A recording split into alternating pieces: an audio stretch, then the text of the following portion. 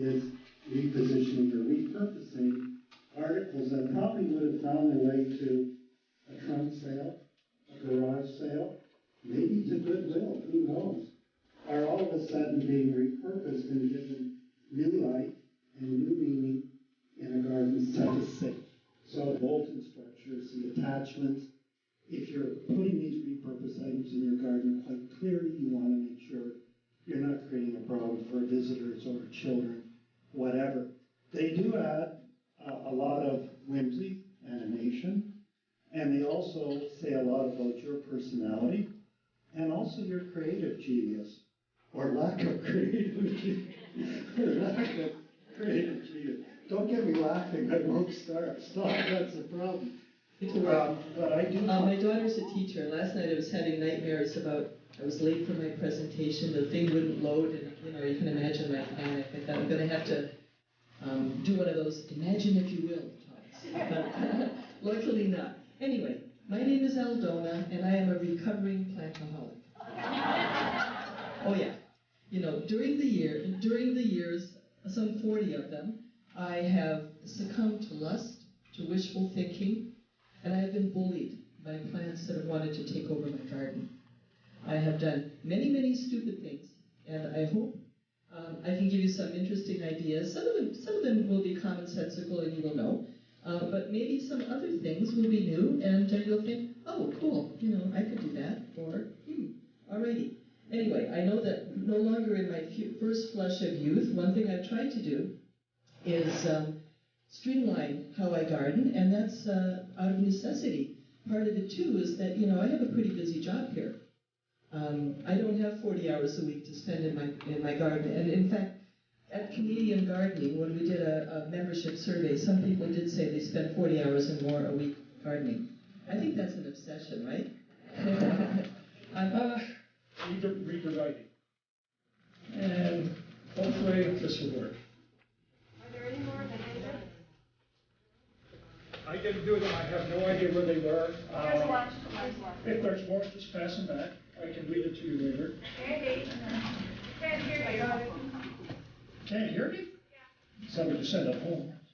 Okay, how to really look at your garden and the rest of the world. I do garden photography, but the rest of the world I find far more interesting.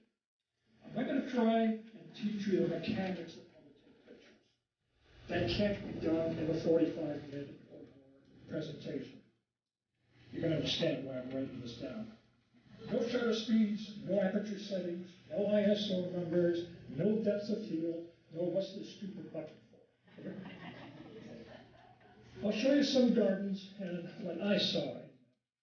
Now, a lot of other photos about how and why I took them and what I may have done to fix them up after the fact. Hopefully, after this session, you will look differently at your garden and photography. So even after they're removed, there's still a hole left in the bee's body, which makes them susceptible. So what we do about that, this is a little pad, and it is infused with something called formic acid. It's sort of like a natural pesticide, and it's toxic to humans in large doses, and it also changes the flavor of the honey. So that's why we have to put it in the early spring, and the fumes will kill off the varroa mites and also something called the tracheal mites. Actually live in the trachea of the bee inside their body. So bad stuff. So what you want to do in the early spring is make sure that your mite count is really down, because you've got the whole summer where you can't do big efforts like this to keep the bees away from, or keep them warm. Let us not overlook things like solitary bees, the lace bees. The ones that come to your roses, cut just a little edge out of the leaves, or your they're allowed too. But I'm holding this to show you something that I find exciting and sometimes disturbing. This is her lifetime. Okay? By the way, these are so we're going to head over. Before we do, I want to show you another group of plants that I really love. I love bark. You can see the birches that are lining the way to the kitchen garden there. That's particularly nice there.